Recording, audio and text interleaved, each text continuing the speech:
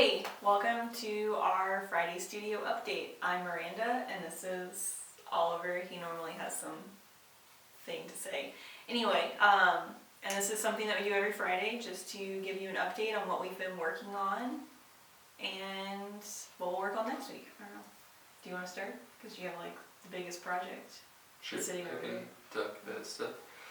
So last week I talked about how the drill press had some wobble, and so I just looked back at it, it's in that corner. So I was able to knock the chuck out with my dad's help, and cleaned it up and put it back in, and it seems to have a lot less wobble or no wobble at all, so that's pretty exciting. I tried to film some of that, so hopefully I'll be able to make a short little clip of me doing that job. And then I also made a new fence for the table saw this week, so it's much taller, which can be a lot safer to use and has other applications that are just more useful. Because Oliver and I cut relatively small lumber, so this taller fence makes it safer and more accurate, and and it doubles as a sacrificial fence, I'm assuming too. It's like an auxiliary fence that fits over our other fence. There's kind of a photo of me on Instagram using it as I was milling on Wednesday. Yeah, by it being taller, you're able to use the push stick more effectively by holding it up at the top, and so your fingers are nowhere near the blade. Yeah. So that's nice. Yeah, I don't know about the sacrificial part for this. You could cut into it because it's wood, but I spent a lot of time on it, so I don't want to do that.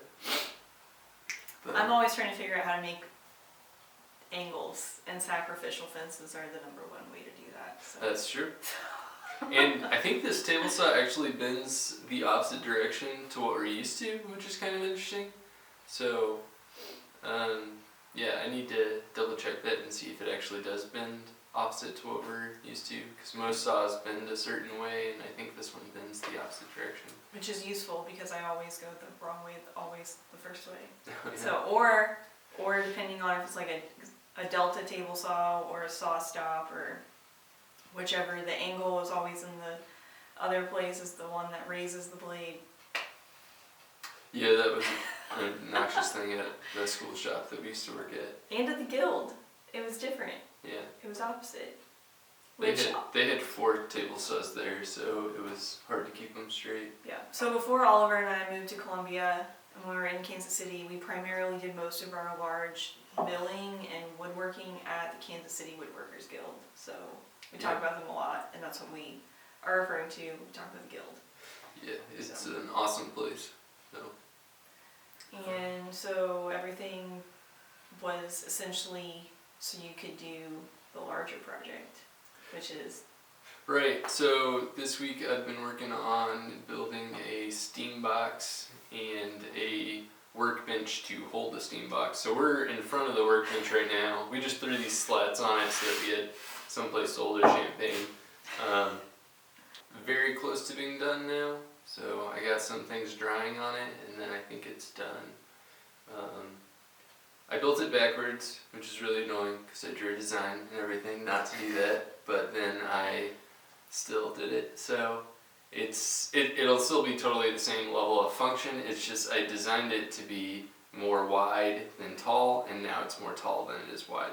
So it won't have any real impact, and that was why I didn't rebuild it. But because it's the right length. The box is just to bend 8-foot material.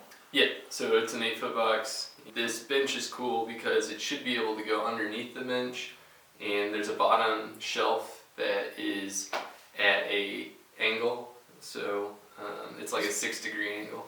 Steam boxes need to drain. I didn't really know that until I realized that Oliver was constantly dumping buckets of yucky water. Yeah, it has all the tannin in it, I guess, so it's like black water. It's got that wood juice. It's pretty great stuff. Anyhow, we'll have some nice shots of me steaming once I actually finish it, so maybe next week I'll start steaming wood. Hopefully that'd be cool. Yeah, and I tuned up the planer a little bit, so because I needed to mill all the 2x4s to build this, so that was nice, and got the snipe down to a real minimum, so I was feeling real good about that. people on YouTube saying that they can live with snipe. Oliver and I, we were sitting there eating lunch, and he goes, "Yeah, people on YouTube are just saying you just have to deal with snipe forever." And then I immediately was like, "That's a lie." You're like, Evan Moore would never stand for Exactly. So The guy that operated the wood shop when Oliver and I were in college was a very precise person. The tool was not usable if it had the smallest error.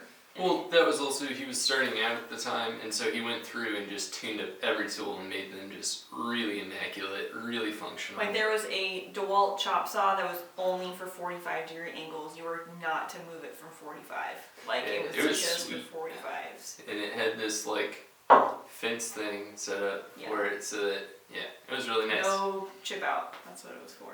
Yep, it was really nice. I made a lot of frames in college for other people, not really for myself. But anyway, so okay, we're done with you. That's why we're drinking champagne. Is because someone told me that I should buy a bottle for every acceptance letter that I got, and this week I got 2 for grad school. Deuces. So yeah. So we're moving. We are definitely moving. We don't know where yet. We don't know where yet. With all of this stuff that we're building, we're moving it. That's why I'm buying wheels on Amazon, so I can put everything on wheels. Roll those bad boys out of here. Yes. So I won't say where I got into the schools because I feel like that's rude.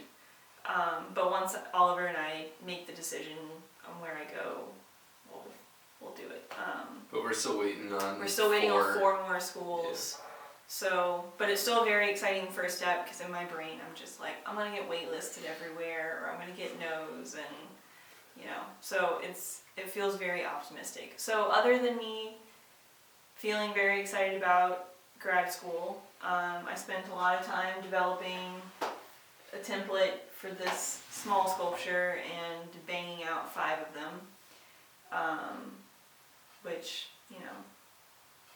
You're not really used to production work, so that was a new deal. Yeah, because in my brain I'm just like, I have so much to sand, which I don't like to do, really. That's all that woodworking is, Miranda. Yeah, Sanding. Yeah. 10 hours a day. Yep. 5 days a week. Oh wait, we also need you to come in on Saturday. What do you mean you go to church? You have pets. Yeah. What were they offering? Oliver used to work in a production shop like 5 years. 10-hour days. And we came here for a Labor Day, and they were trying to offer you like. It was like 2-time pay or something. No, it was ridiculous. Anyway. It's always feast or famine if you're in a real shop. So. Yeah. So that was our week, right? Put the hands out, do the jazz hands. Yeah, I think that was it. So thanks for checking in with us. Yeah, it was good. Sayonara.